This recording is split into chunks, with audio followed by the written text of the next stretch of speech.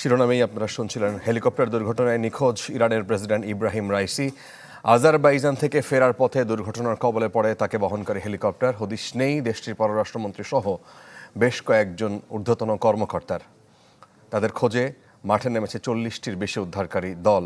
পরিস্থিতি এমন যে গোটা দেশে মানুষের রুদ্ধশ্বাস অপেক্ষা রাইসির সর্বশেষ পরিস্থিতি জানতে।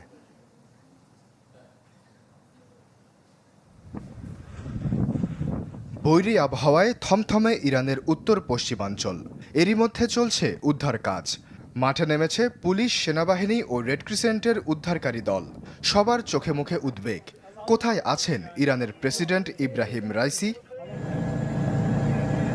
রোববার আজারবাইজানে একটি বাঁধ উদ্বোধন করেন 63 বছর বয়সী এই প্রেসিডেন্ট।